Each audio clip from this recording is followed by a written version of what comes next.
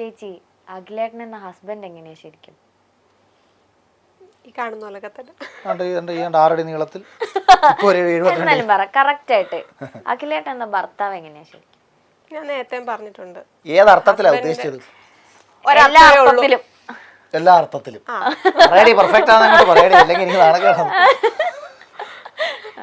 Husband മാത്രമല്ല, അച്ഛൻ എന്ന നിലയിലും മകൻ എന്ന രീതിയിലും ഫ്രണ്ട് എന്ന നിലയിലും എല്ലാം കവർ ചെയ്ത് പോകുന്ന ഒരാളാണ്. നമുക്ക് ലക്ഷ്മി ചേച്ചിന്റെ ബിഗ് ബോസിലേക്ക് വിട്ടാൽ അടുത്ത സീസൺ ഞാൻ പോകുന്നുണ്ട്. ഫുഡ് ഉണ്ടാക്കുകയും ചെയ്യും, കഴിക്കുകയും വേണം. ഈ വെളിയിൽ നിന്ന് കാണിക്കുന്നതൊന്നും അല്ല, അകത്തോട്ട് കയറുമ്പോൾ നമുക്ക് അങ്ങനെ ഇപ്പം പുറത്തു നിന്നുകൊണ്ട് പലർക്കും തോന്നും ഇവൻ അങ്ങോട്ട് പോകും.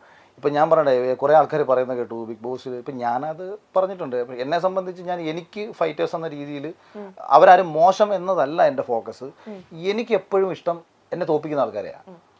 എങ്കിലും എനിക്ക് ജയിക്കാനുള്ള ഒരു കുറച്ചുകൂടെ ഞാൻ എനർജറ്റിക് ആവുന്നത് എപ്പോഴാണ്. ഞാൻ ക്രിക്കറ്റ് കളിക്കുന്ന സമയത്തും അങ്ങനെയാണ്.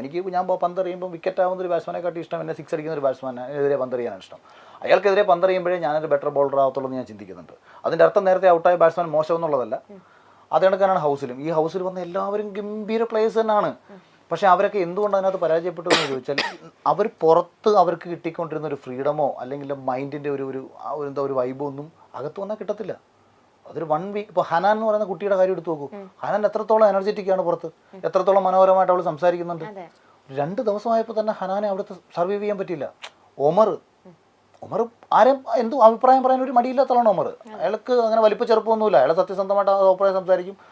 പേഴ്സണലി ഒരു നല്ല മനസ്സിൻ്റെ ഉടമയുമാണ് ഒമർ. ഞാൻ മനസ്സിലാക്കുന്നിടത്തോളം ഒരു നല്ല മനുഷ്യനാണ് അയാൾ.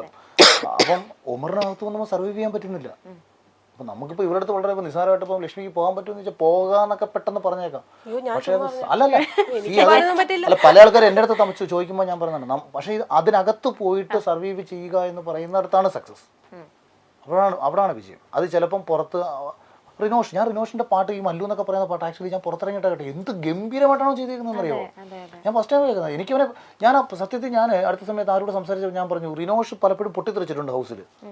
അവൻ അങ്ങനെ അങ്ങ് തുടർന്നിരുന്നെങ്കിൽ അവൻ നല്ലൊരു കോമ്പറ്റീറ്റർ ആയിരുന്നു എനിക്ക്. അവൻ അങ്ങനെ അങ്ങ് തുടർന്നിരുന്നെങ്കിൽ. പക്ഷേ കക്ഷി അഭിനയിക്കാൻ ശ്രമിച്ചു. അവിടാണ് പറ്റിയ പ്രശ്നം. ആക്ട് ചെയ്യാൻ ശ്രമിച്ചിടത്താണ്. ആവശ്യമുള്ള സമയത്ത് അങ്ങനെയല്ല, നമ്മുടെ ഇമോഷൻസിനെ നമ്മൾ കട്ട് ഓഫ് ചെയ്യാൻ ശ്രമിക്കുന്നതിനെക്കാട്ടി നല്ലത് തുറന്നു വിടുന്നത് തന്നെയാണ് നല്ലത്.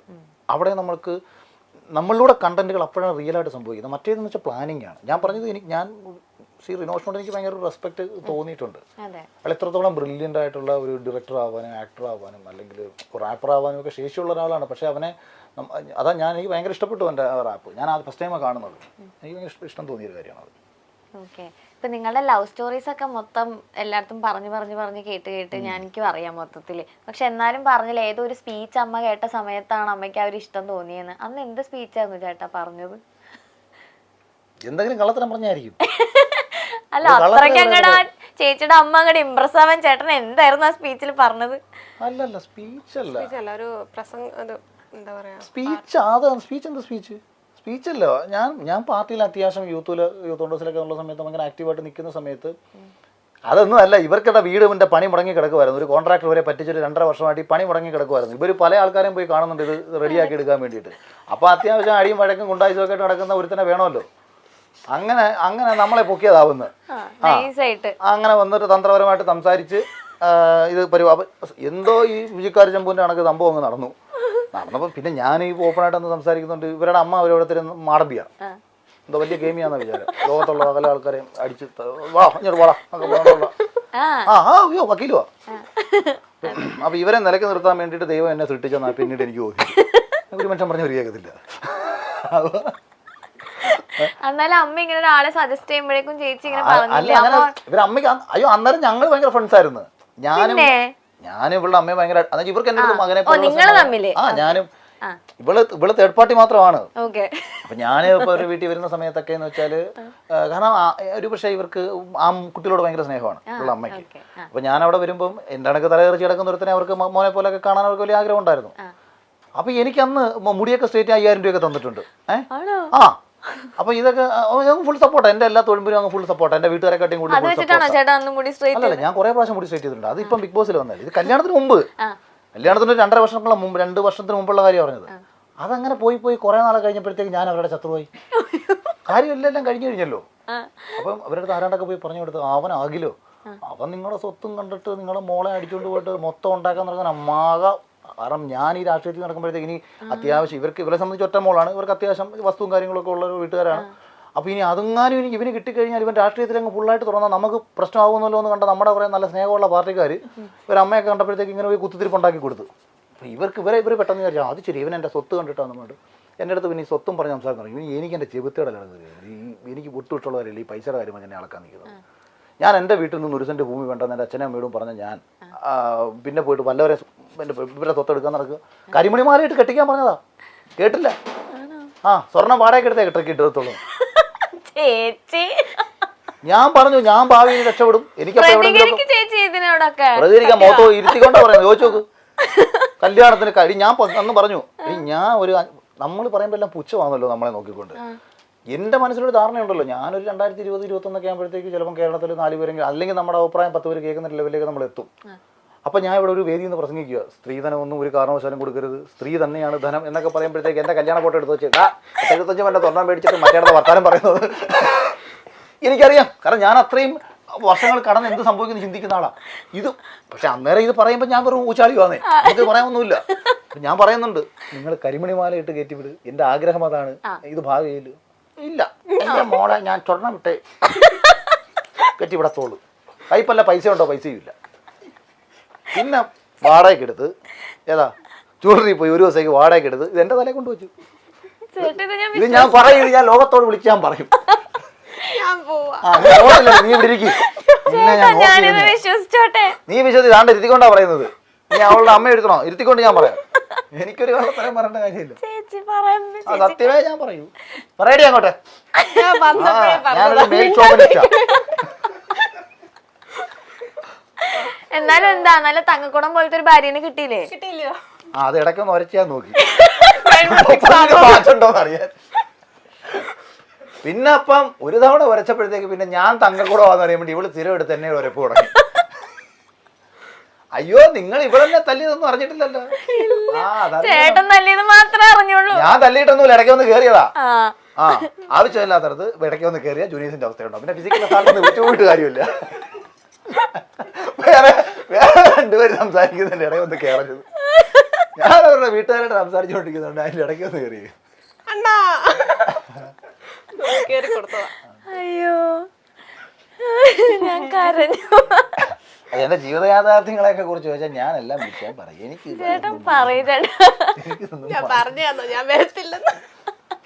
ഇവിടെ ഒറ്റയ്ക്ക് ഇരുന്ന് ഇവള് എന്തൊക്കെ പറഞ്ഞിട്ടുണ്ടെന്ന് ഞാൻ ഇതുവരെ കേട്ടിട്ടില്ല കേട്ടോ. ഇവിടെ ഇന്റർവ്യൂ ഞാൻ ഫുള്ള് കേട്ടിട്ടില്ല. കേട്ടിരുന്നെങ്കിൽ അതിന് മറുപടി ഇപ്പൊ കൃത്യമായിട്ട് പറയാറുണ്ട്, ഞാൻ കേട്ടിട്ടൊന്നുമില്ല.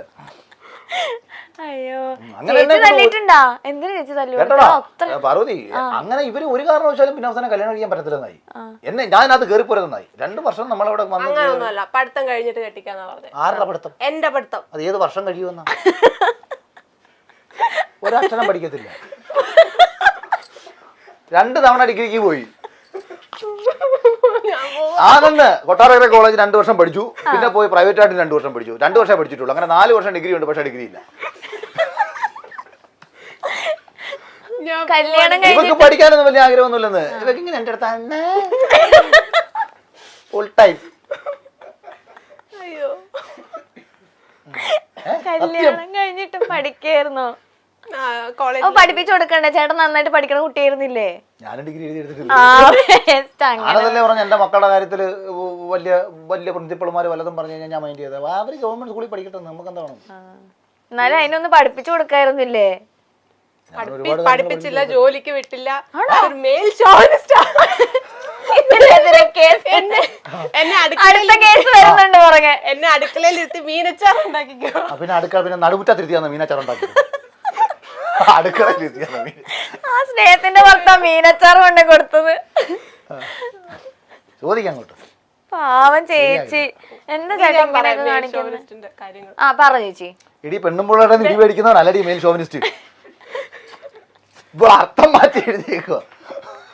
അപ്പൊ ചേട്ടന് നല്ല ഇടി കൊണ്ടിട്ടുണ്ടല്ലേ? പോലെ ഇവരും ഇവരുടെ 2 മക്കളും